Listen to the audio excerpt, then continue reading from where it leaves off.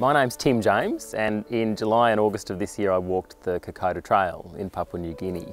The 120 kilometres that is the Kokoda Trail, following in the footsteps of thousands of young Australian men who walked that trail in defence of their nation, fighting against the Japanese in 1942. So we're here at North Head, and it's a spectacular backdrop, of course, and a really particularly relevant backdrop in any discussion about the defence of Australia and Sydney and the Second World War, because of course it was in this vicinity where the Japanese midget submarines sought to enter Sydney Harbour, and indeed did enter Sydney Harbour. And the Japanese, of course, in terms of ground troops, saw their pathway to Australia as being through Papua New Guinea. Hence, Kokoda became a focal point at a battleground, and the Australian military commanders knew that if they could halt the Japanese advance at Kokoda, that would be their best prospect of saving Australia. And therefore, Kokoda became an essential theatre of war, and one that meant so very much to the defence of Australia. My interest in Kokoda has been present for many years. I've gotten to know Charlie Lynn, who heads up an organisation called Adventure Kokoda, and he has walked the Kokoda Trail 64 times, which is an extraordinary feat for a bloke who's 67. And Charlie was much of the inspiration for me to want to go to Kokoda. He has always described it as an extraordinary leadership laboratory, and thinks that it really brings out the very best in people. So it was on the back of Charlie's recommendation and partly his badgering that I thought, yes, I'm going to embrace this challenge, take myself out of my comfort zone and seek to walk the Kokoda Trail. Each year about 6,000 Australians actually do so. There are a number of organisations that can take Australians to PNG to fly in and then to fly over to the Owen Stanley Ranges and then to take on the trail. So I'm certainly not unique in any way, but for me it was a big challenge. I'm not naturally a outdoorsy, hiking, camping kind of guy. I'm a little bit of a city slicker even, you might say, and so for me it was a big challenge. Perhaps the best way to describe the experience is to do so through the prism of the 4 values that are inscribed on the war memorial at Isarava, the site of one of the more bloody battles during the Kokoda campaign. And those 4 values are courage, endurance, mateship and sacrifice. So let's talk about courage, and first and foremost the courage of the Australian soldiers. Now, they were militiamen. They were not professional soldiers. A lot of them were young farmers and labourers and workers, and our professional soldiers at the time were engaged in the Middle East or Europe or otherwise.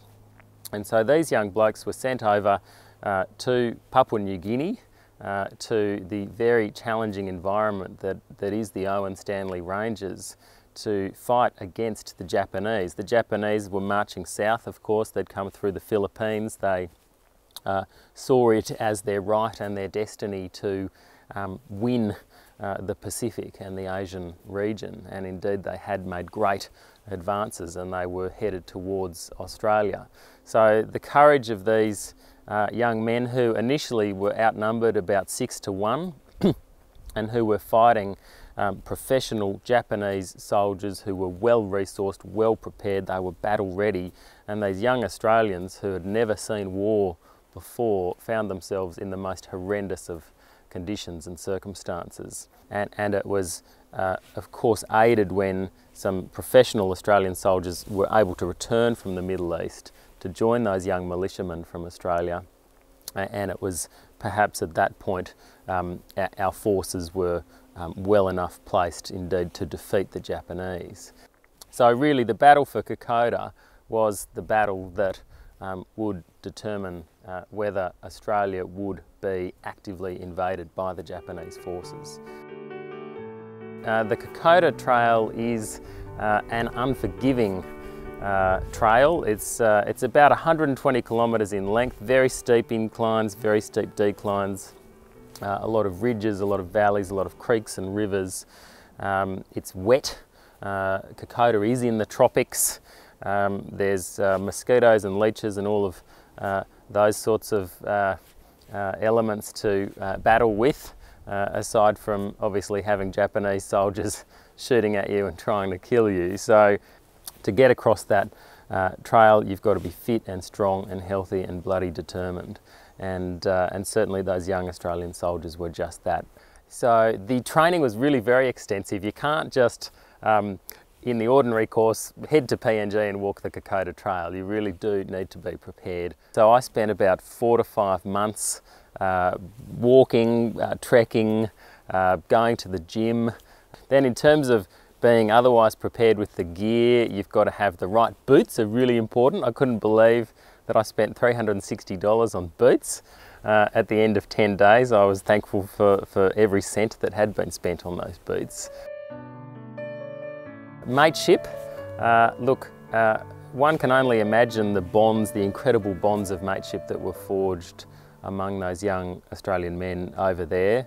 They of course became great mates, battle-hardened in the toughest of conditions, and some of the stories of mateship, how they helped one another, supported one another, carried one another in battle, in times of injury and despair, were incredible stories of heroism and courage and mateship. The locals at the time, who made a world of difference to the Australian military campaign, they were called Fuzzy Wuzzy Angels because their role was angelic. They helped those Australian soldiers in every which way, in terms of supplying food and water, in terms of carrying resources, carrying men, stretchering soldiers across rivers along the trail.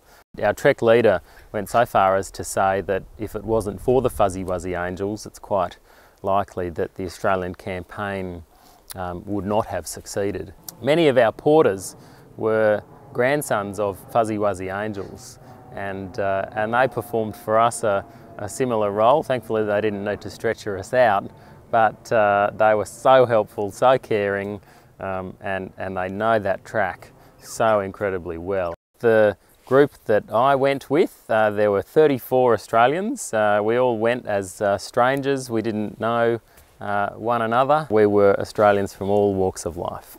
There are times when you're walking that trail and you think to yourself, what on earth am I doing here? And sometimes just a tap on a shoulder, or a funny story, or a good story, or a little memory from a mate walking in front of you or walking behind you is just something that just keeps you going. Somehow it just keeps you putting one foot in front of the other, and so that mateship really does mean a lot. The sacrifice can never be forgotten. It can never be understated or underestimated, and I for one now have a much deeper appreciation of the sacrifice that was made on Kokoda. At the end of our trek, we went to the Bamana War Cemetery, where there are about 3,000 war graves. Each headstone has their name and their date of birth and a small inscription that their family members chose. And some of them are, he lived a man and he died a hero. And I think that sums it up beautifully. And those 3,000 men saved our nation. They saved our way of life, our freedom, our democracy, everything that we enjoy today perhaps would not be here but for their heroics and their courage and their sacrifice and their endurance. So this is a stick made by my porter. His name was Berry.